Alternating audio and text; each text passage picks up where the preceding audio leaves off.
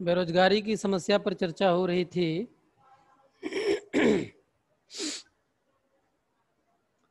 जिसमें आप लोगों को बेरोजगारी की परिभाषा पहले बताई गई। सबसे पहले आप लोगों के विचार लिए गए कि बेरोजगारी के संदर्भ में आपकी जो अवधारणाएं रही हैं, आप बेरोजगारी किसे मानते हैं? आपकी नज़रों में, आपकी दृष्टि में एक बेरोजगार व्यक्ति कौन हो सकता है? ये समझ जो आपके मन में पहले से बैठी हुई थी, उससे मिलती जुलती किंतु थोड़ी सी भिन्नता को लिए हुए बेरोजगारी की परिभाषा आपने जाना कि ऐसा व्यक्ति जो किसी कार्य को करने की योग्यता, क्षमता और इच्छा रखते हुए प्रचलित मजदूरी की दर पर काम करने को तैयार रहता है, इसके बाद भी उसे जीवन यापन के लिए, जीविकोपार्जन के लिए कोई कार्य नहीं मिलता, तो उसे बेरोजगार व्यक्ति आप कहते हैं। और उसके इस समस्या को बेरोजगारी की समस्या कहा जाता है। फिर इसके पश्चात और भी चर्चा हुई थी, बेरोजगारी कितने तरह से परिलक्षित होती है हमारे बीच। तो आपको बताया गया था शिक्षित बेरोजगारी, जिसमें ये बताया गया कि एक शिक्षा प्राप्त व्यक्ति यदि उसकी योग्यता के अनुसार उसे कार्य नहीं मिलता है तो उसे बेरोजगार कहा जाता है। तो और भी आगे एक आध चीज़ें जो हैं, एक आध चीज़ें आपको बताई गई कि शिक्षित बेरोजगारी के अतिरिक्त जो है एक प्रच्छन्न या छिपी बेरोजगारी होती है। इस पर भी चर्चा की गई थी, जिसमें आपको ये बताया गया था कि कुछ अतिरिक्त लोग किसी पेशे में लगे होते हैं। यदि उन अतिरिक्त लोगों को उस पेशे से निकाल दिया जाता है और कहीं दूसरी जगह लगा दिया जाता है, तो पहला फ़ायदा ये होता है कि उसका उत्पादन बढ़ जाता है, परंतु पहले वाले उत्पादन पर कोई प्रभाव नहीं पड़ता, कोई ऋणात्मक प्रभाव नहीं पड़ता। तो इस तरह के रोजगार को प्रच्छन्न या छिपी बेरोजगारी कहते हैं, क्योंकि छिपे रूप में वह व्यक्ति उसमें बेरोजगार था। और भी बताया गया था मौसमी बेरोजगारी। मौसम के अनुसार जब बेरोजगारी आ जाती है तो उसे मौसमी बेरोजगारी कहा जाता है, जिसमें आपको उदाहरण भी दिया गया था कि मौसम बदलते ही जब कोई कार्य प्रभावित होता है तो उस क्षेत्र में लगे हुए जो भी मजदूर होते हैं वो बेरोजगार होने लगते हैं। उनकी इस बेरोजगारी को मौसमी बेरोजगारी के नाम से जाना जाता है। इसी तरह से कुछ और भी बेरोजगारी होती है।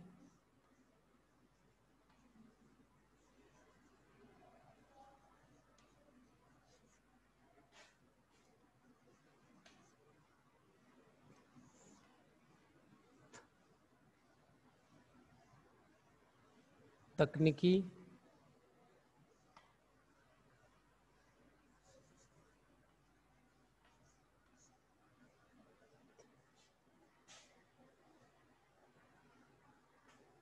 तकनीकी बेरोजगारी जो तकनीक संबंधी, टेक्नोलॉजी संबंधी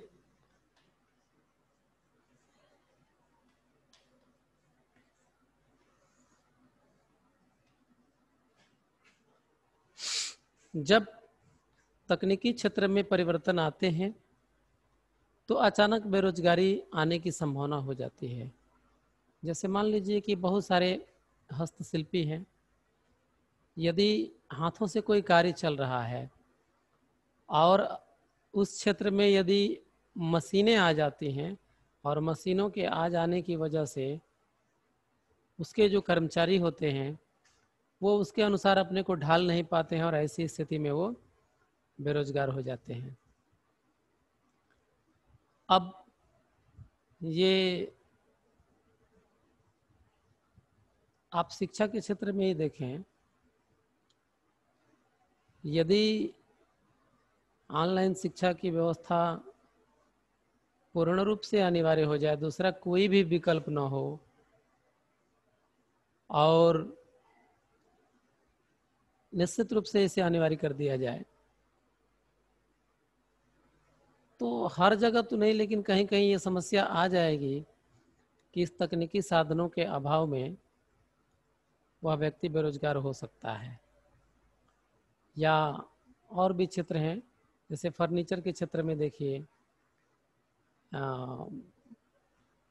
मशीनों के आ जाने की वजह से, बड़ी बड़ी मशीनों के माध्यम से काम होने लगता है, तो जो उसके हस्तशिल्पी हैं, हाथ से काम करने वाले हैं, वो अचानक कुछ समय के लिए मशीन के अभाव में वो बेरोजगार हो जाते हैं। जब तक वो मशीन की व्यवस्था नहीं कर लेते तब तक बेरोजगारी आ जाएगी। अभी एक बहुत अच्छा उदाहरण है, ये जो ई रिक्शा या ऑटो रिक्शा जो चलाए जा रहे हैं, तो पहले वो साइकिल के तर्ज पर जो रिक्शा चलाने वाले थे, जो रिक्शा चलाते थे, जो पैर से, जो श्रमिकों के श्रम से चलता था, उसकी जगह पर ये सोलर वाला ऑटो रिक्शा आ गया है। तो तकनीकी के क्षेत्र में थोड़ा सा बदलाव आया, तो इसके वजह से क्या हुआ है कि इनकी ऑटो रिक्शा की जो है बाढ़ सी आ गई है मार्केट में। अब ऐसी परिस्थिति में ऐसे मजदूर जो पुराने वाला जो रिक्शा लेके चला रहे हैं, मानव श्रम से जो चल रहा है, वो बेरोजगार होते हुए नज़र आ रहे हैं। उनकी आमदनी बिल्कुल घट गई है। घट क्या गई है, उनके रिक्शे बिकने की कगार पर आ गए हैं, उनका धंधा ठप हो गया है, चौपट हो गया है। उसमें से कुछ लोगों ने अपने को बदलने का प्रयास किया है, किंतु सभी लोग इतनी जल्दी बदल पाने में सक्षम नहीं होते हैं, इसलिए कुछ लोगों के साथ बहुत खराब नौबतें भी आ गई हैं। तो तकनीकी के क्षेत्र में भी जब बदलाव आते हैं तो बेरोजगारी आती है। जब सारी समस्याओं को आप जान लेंगे तो जानने के बाद अब बेरोजगारी को दूर करने के उपायों पर आप विचार कर सकेंगे। एक चक्रीय बेरोजगारी भी होती है।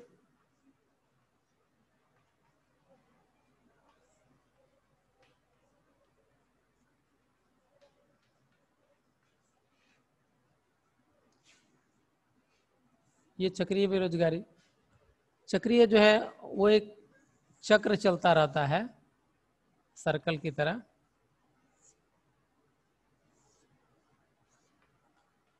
वो एक चक्र चलता रहता है।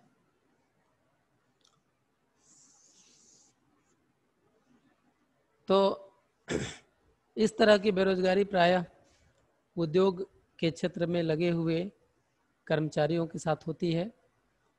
उद्योग के क्षेत्र में जो कर्मचारी लगे होते हैं, जैसे जैसे किसी वस्तु या कोई भी प्रोडक्ट है, उसकी खपत जब मार्केट में ज़्यादा होती है, डिमांड ज़्यादा होने लगती है, तो उसे बनाने के लिए ज़्यादा मजदूरों की आवश्यकता होती है।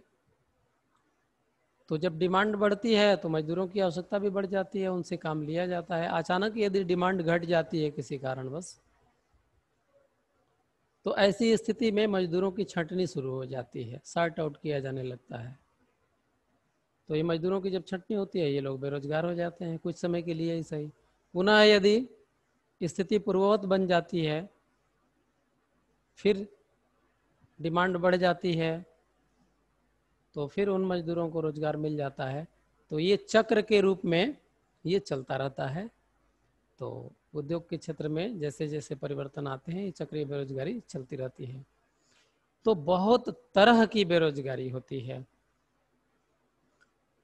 इसमें और भी ये मुख्य मुख्य जितनी बातें मेरे संज्ञान में आ सकी हैं, उसको मैंने यहाँ बताया। और भी है आंशिक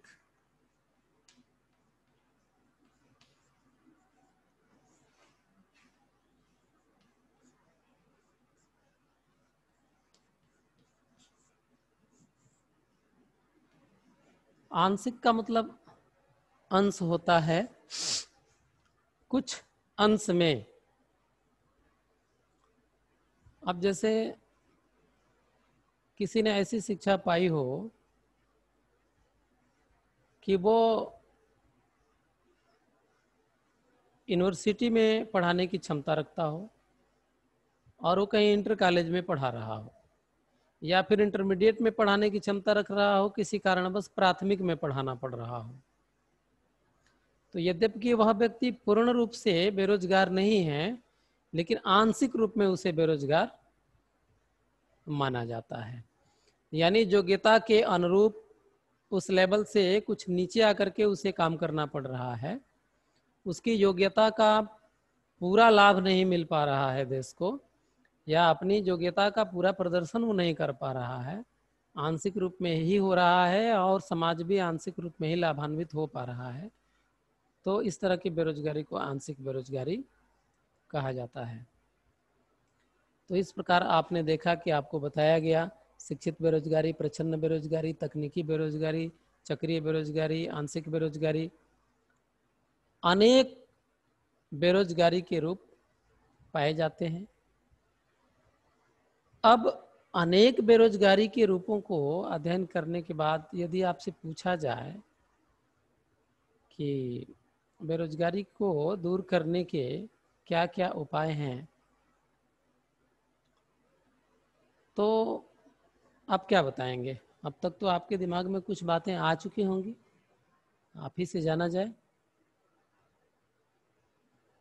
ये जानकारी रखिए, फिर जैसे पूछा जाता है आपसे जितनी बातें उतनी बातें आप बताएंगे, परीक्षा में लिखेंगे, चाहे वो निबंध के रूप में पूछा जाए, चाहे आलेख के रूप में पूछा जाए, चाहे जिस रूप में पूछा जाए। तो आप लोगों में से कोई बताएं। एनम फातिमा, आपने पहली बार ज्वाइन किया क्लास?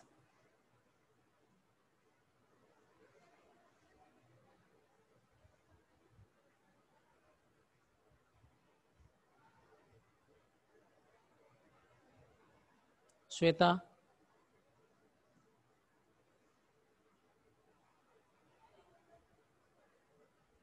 संदीप,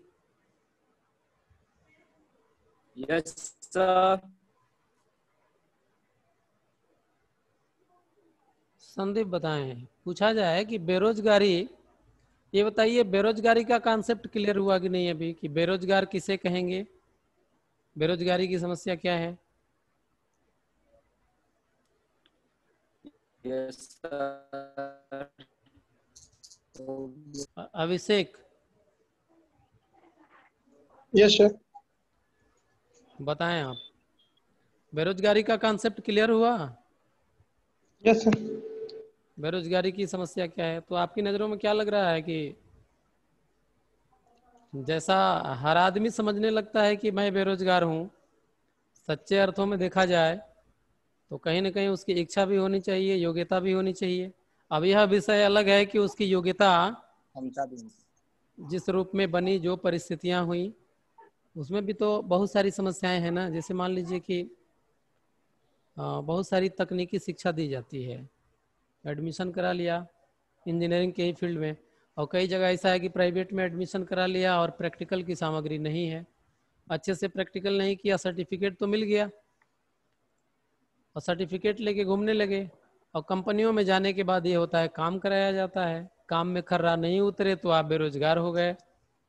तो वो भी तो एक तरह से बेरोजगारी है, लेकिन इसके पीछे वह व्यक्ति दोषी नहीं है, वो सिस्टम, वो व्यवस्था दोष है, का दोष है, जिसने मान्यता ले रखी है और प्रैक्टिकल की सुविधा नहीं है। क्यों? Yes sir. ऐसा सुनने में आता है, ऐसा सुना है कहीं आपने? Yes sir. डिग्रियां ली और सर्टिफिकेट तो है, लेकिन वो काम नहीं जान पाता है, सर्टिफिकेट लेके जाता है, उसे काम नहीं मिलता है, काम करने की क्षमता नहीं है उसमें, तो फिर उसे बेरोजगार मान लिया जाएगा किसी न किसी रूप में। और बेरोजगारी, बेरोजगारी के कारण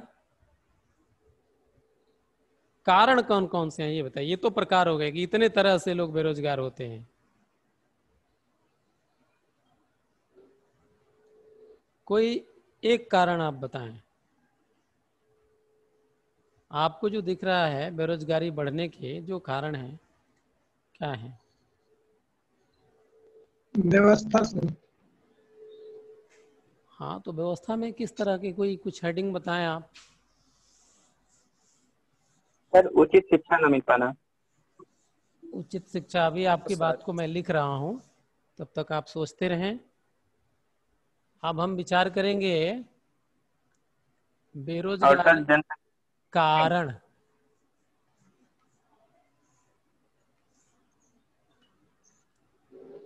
उचित शिक्षा आपने बताया,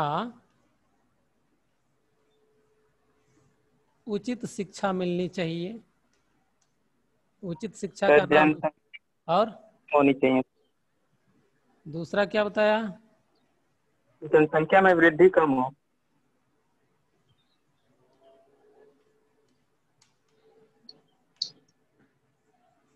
जनसंख्या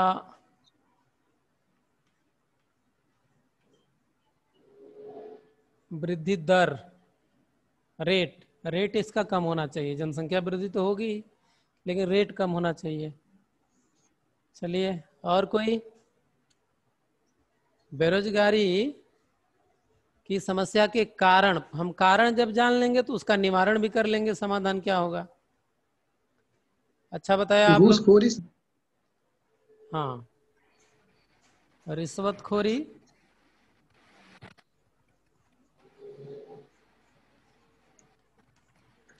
सर मशीनी युग आने की वजह से बेरोजगारी की समस्या बढ़ गई है। हाँ ये भी है।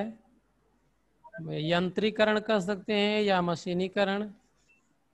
सर कुटीर कुटीर उद्योगों का कम होना सर एक बहुत और हो सकता है। बहुत अच्छा, बहुत सटीक बताया आपने।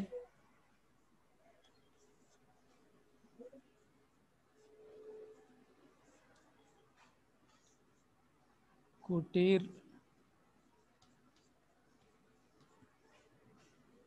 उद्योगों में ह्रास,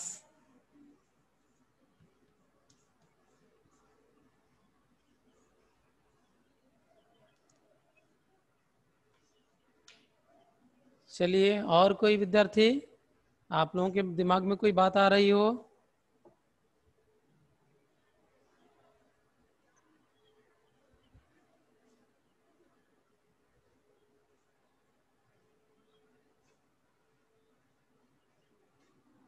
एक मैं लिख रहा हूं, भोगवाद,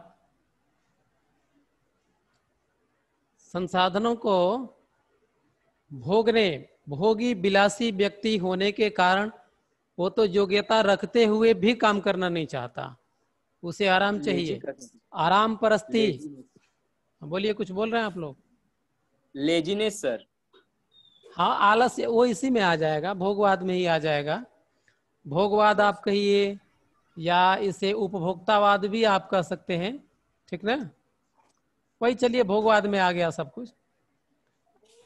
सर एक हाँ मौसम बेरोजगारी भी होती है ना।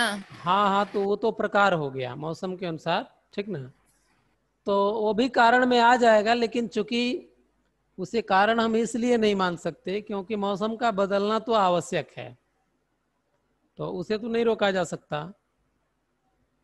और कोई जो ज्वलंत कारण आपको दिख रहा हो?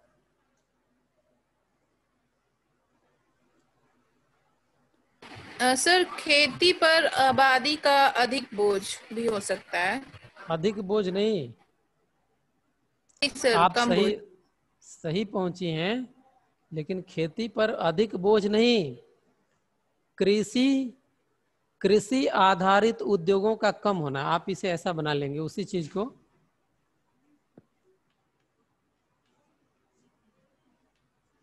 ये बहुत अच्छी हेडिंग बनेगी आपकी, कृषि आधारित उद्योगों में भारी कमी,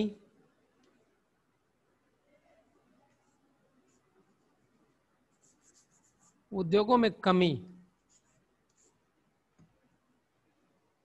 ये है। इसका मतलब आप समझें कि कृषि पर आधारित उद्योग जब कम होंगे तो बेरोजगारी बढ़ेगी। कृषि पर आधारित उद्योग जब होंगे तो इसमें इसमें ज्यादा लोगों को रोजगार मिलता है। अब आप कल्पना कीजिए कि जब कपास से, ये यहाँ बंगाल में एक जूट उद्योग का नाम आप लोगों ने सुना होगा, हालांकि अभी भी है, वो थोड़ा सिकुड़ता जा रहा है, कॉटन उद्योग है। तो इसके जो रॉ मटेरियल हैं वो एग्रीकल्चर से आते हैं, कपास इत्यादि। तो ऐसे इंडस्ट्री लगाए जाने चाहिए जिनमें जो रॉ मटेरियल है वो एग्रीकल्चर के फील्ड से ज़्यादा है। इसमें ज़्यादा लोगों को काम मिलने की संभावना होती है, तो ज़्यादा लोग इसमें इंगेज होंगे। और जैसे जैसे कृषि को छोड़ करके किसी दूसरे फील्ड में हम जाएंगे तो उसमें ज़्यादा से ज़्यादा मशीनों की जरूरत पड़ेगी। हालांकि कृषि के क्षेत्र में भी मशीनों का उपयोग होने लगा है, फिर भी कृषि आधारित उद्योगों से क्या होता है कि इसमें ज़्यादा लोगों को रोजगार मिलने की संभावना होती है। इसी से कुछ मिलता जुलता ये भी है, छोटे उद्योग जितने होते हैं ये भी प्रायः कृषि से संबंधित होंगे, ज़्यादातर जो छोटे छोटे होंगे। लेकिन दोनों में अंतर यह है कि इसमें मशीन और हाथ दोनों का उपयोग किया जाएगा। कुटीर का मतलब भी है कि हस्तशिल्प, हाथों से ज़्यादा काम हो, वो कुटीर उद्योग कहलाते हैं, छोटे छोटे उद्योग। और भी कोई दिमाग में बात आ रही हो तो आप बता सकते हैं। लगभग सारी बातों को आपने बता ही दिया है, ठीक है।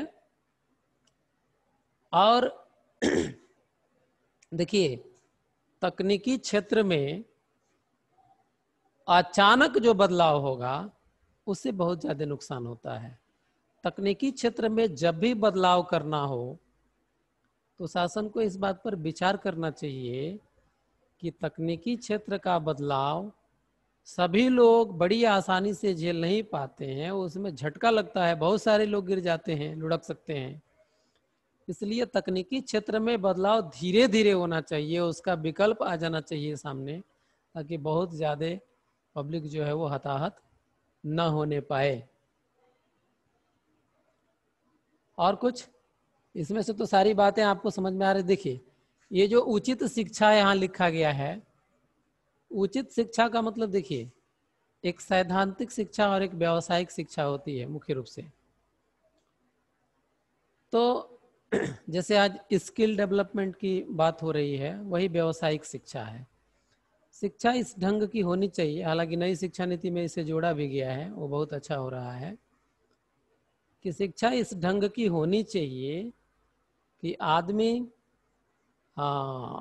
एक निश्चित स्तर पर जाने के बाद कम से कम वो जीवन यापन करने के लिए कुछ ना कुछ कर सके, कुछ ना कुछ ऐसी स्किल भी उसके अंदर डेवलप किया जाना चाहिए।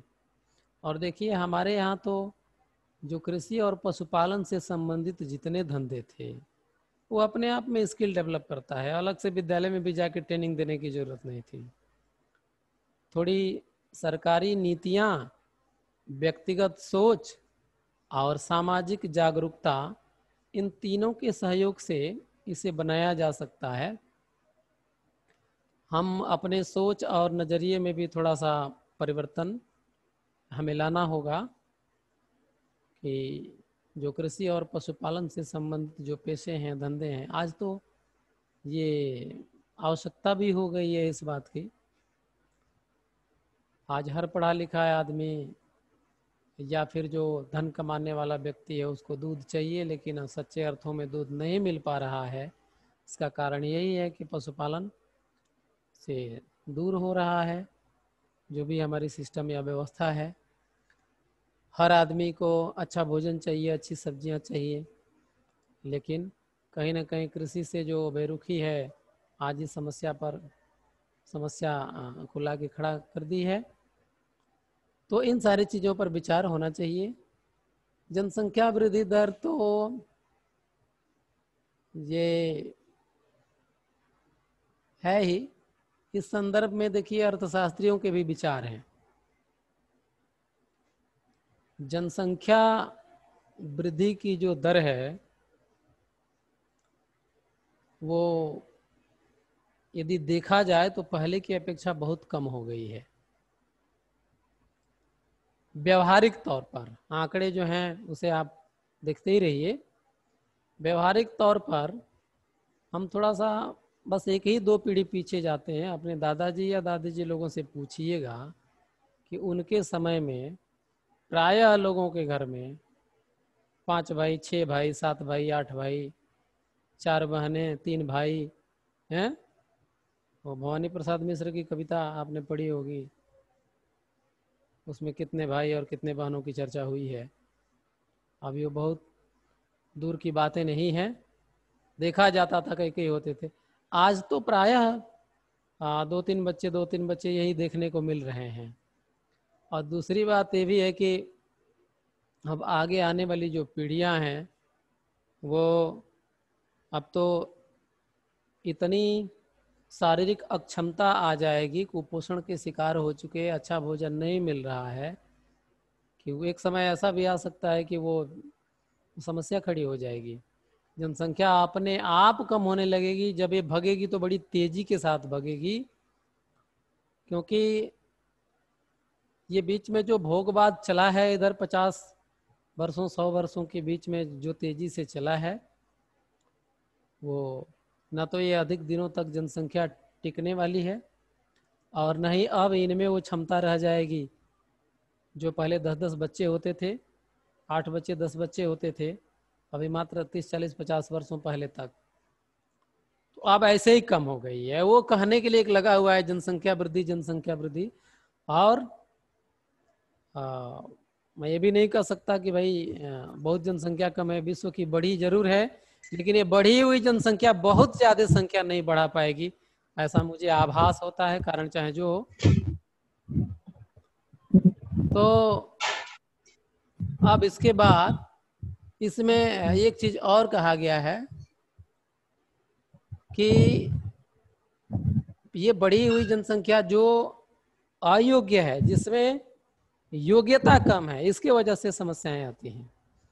आपने देखा होगा कि यदि 5 बच्चे हैं और 5 कामयाब हैं, कुछ न कुछ कर रहे हैं, तो वो समस्या नहीं होती। 2 ही 3 हैं और यदि वो कामयाब नहीं है, काम नहीं करते, तो समाज के लिए समस्या खड़ी करते हैं।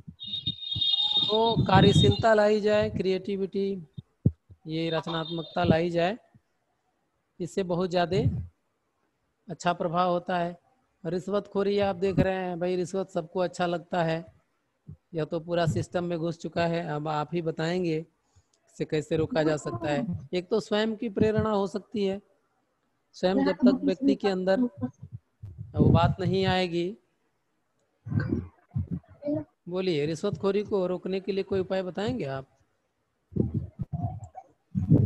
रोका कैसे जा सकता है किसी के कोई आइडिया? बोलिए। प्रेरणा से। हाँ, वही मानवता ही जगाई जा सकती है कि भैया ये गलत काम है, हम नहीं लेंगे। ये तो सब जगाया जाता है, लेकिन अगर वो नहीं माना, हाँ तो उसके लिए तो पनिशमेंट की बात है, लेकिन जो पनिशमेंट करने वाला है यदि उसी को डोनेट कर दिया जाए, फिर ये भी दिक्कत है ना। जो दंड देने वाला, देखिए कई बार होता है कि रिश्वतखोरी सर बीच चौराहे में मार क्यों नहीं देते सब? हाँ तो भाई अब कौन मारेगा? ये कभी नहीं हो सकता कि, देखिए सर ये कभी नहीं हो सकता सर। देखिए जानते हैं क्या है, देखिए हम लोग हैबिचुएटेड कोई रास्ता ही नहीं है कि हम हैबिचुएटेड, देखिए हैबिचुएटेड हो गए हैं। अब मान लीजिए कि 10 लोगों की भीड़ लगी हुई है, वहाँ एक आदमी से कोई कहता है कि दीजिए भाई, यदि 20,000 रुपये देते हैं तो आपका काम जल्दी से हो जाएगा। वो आदमी पैसे दे करके, यदि पैसा है तो आदमी जल्दी से पैसे दे देता है। और एक और चीज है, आवश्यकता से अधिक पैसे का होना भी एक बहुत बड़ा दोष है। देखिए मुद्रा में बड़ी गतिशीलता होती है और पैसे की गर्माहट भी होती है, तो ये भी एक चीज है। पैसा भी लोगों के पास बहुत ज़्यादा हो चुका है और ज़्यादा पैसा होना भी एक इसका कारण है। अब आप लोग अगली पीढ़ी के हैं, आप लोग विचार करेंगे कि इसको कैसे किया जा सकता है। आप ही देश के कर्णधार हैं, आपको हम लोगों ने तो बस ये ला करके जो चीज़ें हैं, जितना हमारे पास था मैं उम्मीद करता हूँ संभवतः निबंध की किताब में शायद इस रूप में हेडिंग आपको कम मिलेगा, क्योंकि पहले वाली जो किताबें हैं उसमें से हम लोग पढ़े थे तो इसको बता दिए। इन चीज़ों को आप जरूर हेडिंग वाइज नोट कीजिएगा, जो बेरोजगारी के प्रकार मैंने बताए। इस रूप में आपकी निबंध की किताब में शायद न दिया हो, या पुरानी किताब आपके पास होगी तो कहीं ना कहीं उसमें मिल जाएगी। इन चीज़ों को आप तक हम लोगों ने ट्रांसफ़र किया कि आप रखिएगा, शायद आपके जीवन में काम आए। तो ये रखिएगा, विचार करते रहिएगा। ये रिश्वतखोरी भी कारण है, रिश्वतखोरी के कारण वो आदमी वहाँ पहुँच जाता है। मशीनीकरण भी आप देख ही रहे हैं। देखिए, मशीनों को रोका नहीं जा सकता है, मशीनीकरण तो होगा ही, लेकिन ये विचार करना है कि किन किन क्षेत्रों में मशीनों का प्रयोग होना चाहिए और किस किस तरह के मशीनों का प्रयोग होना चाहिए। मशीनों के प्रयोग करने से पहले हमें अपने सिस्टम को चेक कर लेना चाहिए कि इन मशीनों का प्रभाव कहाँ तक पड़ेगा, और उससे जो बेरोजगारी उत्पन्न होने वाली है लड़ने के लिए हम सक्षम हुए कि नहीं, इसको पहले चेक कर लेना चाहिए, फिर उसका प्रयोग करना चाहिए। मशीनों से हम वंचित नहीं हो सकते, लेकिन अभी एक उदाहरण मैं आपको बता रहा हूँ। एक फिजियोथेरेपी का नाम आप लोगों ने सुना है? फिजियोथेरेपी, फिर जिम और जी सर, सुना है। हाँ, जिम और एक्सरसाइज का नाम आप लोगों ने सुना है कि जिम जाते हैं, एक्सरसाइज करते हैं। तो जरा उस पर गौर कीजिएगा। जो भी आप एक्सरसाइज करने जाते हैं तो बहुत सारी मशीनें आ गई हैं। अब एक्सरसाइज करने के लिए मशीनें आ गई हैं, उसमें जाते हैं आप तो ऐसे ऐसे ऐसे अलग अलग ढंग से जैसे भी हो, उसमें अलग अलग तरह की मशीनें दे दी गई हैं। उससे क्या होगा कि ऐसे करेंगे तो आपका ये हाथ मजबूत होगा। आप जरा विचार करें, खेती बाड़ी करने वाले जो लोग थे हमारे जो किसान लोग हैं, वो अपने आप उठ बैठ करके इतना सारा काम करते हैं, बोझ उठाते हैं, वो चारा काटने वाला ये सब काम करते हैं। तो एक्सरसाइज नाम की तो कोई चीज ही नहीं है, वो तो उत्पादनकारी कार्य करते हैं। एक तरह से वो प्रोडक्टिव आप कह सकते हैं। वो एक्सरसाइज, वो प्रोडक्शन करते हैं तो एक्सरसाइज हो जाता है, और आप नॉन प्रोडक्टिव एक्सरसाइज कर रहे हैं। इस मशीन पर थोड़ा सा विचार करना चाहिए कि हम बहुत महंगी महंगी मशीनें खरीद करके ला रहे हैं, एक्सरसाइज कर रहे हैं, अपने शरीर को फिट करने के लिए अनुत्पादनकारी काम कर रहे हैं। एनर्जी हमारी जा रही है और प्रोडक्शन नहीं हो रहा है। सोचिए, यदि इसी काम को वर्क में लगा दिया जाए, जो हम ये कर रहे हैं उनसे काम कराया जाए, वो काम करें खुद अपनी मर्जी से, तो प्रोडक्शन भी होगा। प्रोडक्शन करते नहीं, दूसरा मशीन ला करके वो सारी एक समस्या बढ़ा रहे हैं, और उस मशीन से किए गए एक्सरसाइज से उतना अच्छा लाभ भी आपको नहीं है। तो साहित्यकारों का भी यह मानना रहा है कि खेल भी जो हो वह उत्पादनकारी हो। एक्सरसाइज तो होना ही चाहिए, खेल भी उत्पादनकारी होना चाहिए। तो ये भी मशीन का एक पार्ट है ना। फिजियोथेरेपी क्या है? वही है, आपका शरीर इसको ऐसे ऐसे घुमाया जाएगा, है? तो ऐसे ऐसे क्यों घुमाया जाएगा? बहुत सारा काम करते थे ऐसे, अपने आप एक्सरसाइज होती थी। काम को आपने छोड़ दिया, आपको आराम चाहिए, अब जा करके आपके लिए मशीन लगी उसी काम को करने के लिए। कई हजार की मशीन आई और आपको लग रहा है कि हम सुविधा की तरफ बढ़ रहे हैं। तो मशीनों का प्रयोग होना चाहिए। मान लीजिए नदी पर पुल बनाना है तो बिना मशीन का तो बनेगा नहीं, वहाँ जरूरी है। जहाँ बहुत आवश्यक हो, सोच समझ करके वहाँ मशीनों का उपयोग होना चाहिए। लेकिन बात बात में मशीनों का उपयोग ये सोचा जाना चाहिए, और ये मशीनें जहाँ से आ रही हैं उस पर भी विचार करते रहना चाहिए।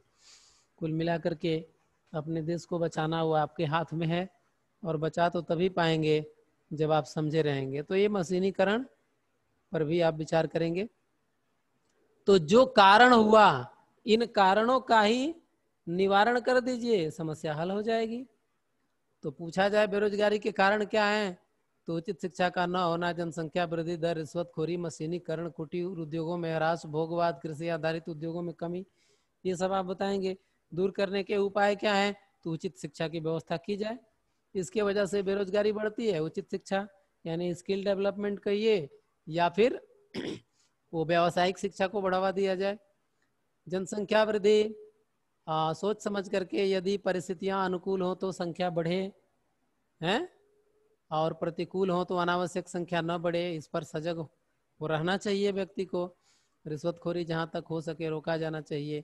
मशीनीकरण भी सोच समझ करके किया जाना चाहिए, किन किन फील्डों में किया जाना चाहिए, किस हद तक किया जाना चाहिए, उससे उत्पन्न होने वाली समस्याओं पर विचार किया जाना चाहिए। ये सब बातें आप बताएंगे। बाकी कुटीर उद्योगों का फिर से विकास किया जाए, हैं, भोगवाद की जगह कर्मवाद को विकसित किया जाए। कृषि आधारित उद्योगों में जो कमी हो गई है कुछ उसे भी बढ़ाया जाए। और आज अभियान चलाए भी जा रहे हैं कृषि और पशुपालन से संबंधित, देखिए कहाँ तक सफल होता है। बहुत सारे लोन बैंकिंग इत्यादि का काम चल रहा है कि आप पशुपालन कीजिए, लोन लीजिए। गवर्नमेंट इस दिशा में काम भी कर रही है। इसके अलावा जन जागरूकता भी आवश्यक है। जब तक पब्लिक भी इस पर जैसे नहीं आएगी तब तक नहीं हो पाएगा। अभी देखिए समय आ गया, सरसों इत्यादि की खेती करने का टाइम आ गया है। आप खुद नहीं कर सकते तो किसी को प्रेरित करके सरसों की खेती करवाइए, बहुत आवश्यक चीज़ होता है। सरसों का तेल यदि आपको बढ़िया मिल रहा है, लीवर एकदम सेफ रहेगा आपका। जो ये मना किया जाता है कि तेल आप मत खाइए, मैं कहता हूँ कि सरसों का तेल यदि बढ़िया मिले तो आप ज़रूर खाइए, कुछ आपका नुकसान होने वाला नहीं है। वो ऐसा तेल है कि आप सिर में भी लगाइए, कान में भी डालिए, नाक में भी डालिए, सब्जी में भी डालिए, और दाल इत्यादि में सब्जी में डाल करके पी भी लीजिए। ऐसा होता था पहले। छोटे बच्चों की मालिश भी कीजिए। छोटे बच्चों की मालिश जब होती थी तो कटोरी में जो है माँ या दादी माँ तेल लेके आती थी, मालिश करती थी बाबू को, खूब रगड़ रगड़ के उनकी हड्डियां मजबूत हो जाती गरम थी, तेल पर किस तरह? हैं। और मालिश करने के बाद जो गरम तेल बचता था तो कान में डालती थी, थोड़ा पिला भी देती थी। वो सरसों से निकाला हुआ तेल, समझ रहे हैं। ये जो डब्बा पैकेट में आ रहा है ये नहीं पिला देना है, नहीं तो दूसरी ही बीमारी फैल जाएगी। ये ध्यान रहे। ये तो केमिकल है सर। आजकल तो नया आ गया है हाँ ना वो है ना, वो बच्चों के लिए। वो बेबी ऑयल आ गया है जो बड़े प्यार से नहलाता है। Johnson baby. से पाउडर आ गया है, बड़े प्यार सर से। जॉनसन। हाँ, वो नाम मैं नहीं लूंगा। वो एक जो है बड़े प्यार से नहलाता है, दूसरा पाउडर बड़े प्यार से सहलाता है, और फिर आयल आ गया है वो, ठीक ना। उसके बाद से वो बाबू उतना ही कोमल हो जाता है जितनी कोमलता से, ठीक ना। वो बाबू काटन बन जाता है। तो बाबू को उतना कोमल बनाने की जरूरत नहीं है। पहले की माताएं जो है वो हमारा नेचुरल तेल का प्रयोग करती थी तो उनकी हड्डियां मजबूत होती थी। तो ये आज भी हो सकता है। सूर की कविता में वो मिलता है कि तेल उबटनऊ और तातो जलता ही देखी भज जाते, कृष्ण के विषय में कहा गया है। तो इसे पी न सकते हैं, ठीक है, कम से कम खाने के लिए, अपने लीवर को बचाने के लिए ही सही, किसी को प्रेरित करके सरसों की खेती का सीजन अब आ गया है, इसे कराया जा सकता है कम खर्चे में। खेत आप लोगों के पास भी होगा तो जरूर इसकी बुआई सर हमारे यहाँ तो होता ही है। होनी चाहिए, एकदम होनी चाहिए। पहले लापरवाही से भी होती थी। सर ये जॉनसन जो है सर बहुत बड़ी कंपनी है ना। अब छोड़िए, कंपनी के विषय में बोलेंगे तो मान लीजिए हमको भी कहीं लटका दें उल्टा सीधा, फिर बुरा हो जाएगा। यहाँ बोल रहे हैं रिकॉर्डिंग चल क्या, रही है सर। रिकॉर्डिंग चल रही है, ठीक है। तो कंपनी के बारे में तो बोलना ही नहीं है। बेहतर यही है कि हमारी जो देसी कंपनी है, हमारे खेतों में अपने आप जो वो काम होता था वो अपने आप कर लेना है। खेत होगा ही, उसको बेच बाँच करके आप लोग भी विदेश और अमेरिका मत चले जाइएगा। बड़ा लोग अमेरिका भाग रहे हैं, कहाँ कहाँ जा रहे हैं। पहले गांव से नगर में जाते हैं, नगर से अमेरिका जाएंगे, वहाँ से यूरोप जाएंगे, पता नहीं कहाँ कहाँ जाते हैं। जाते जाते उनका हुलिया बिगड़ जाता है। तो अपने भी चेंज हो जाते हैं, हमको भी बदल देते हैं, और फिर ना घर के रहेंगे ना घाट के रहेंगे। तो यही तो स्थिति होगी। तो बेहतर ये होगा कि जितना हो सकता है उतना चल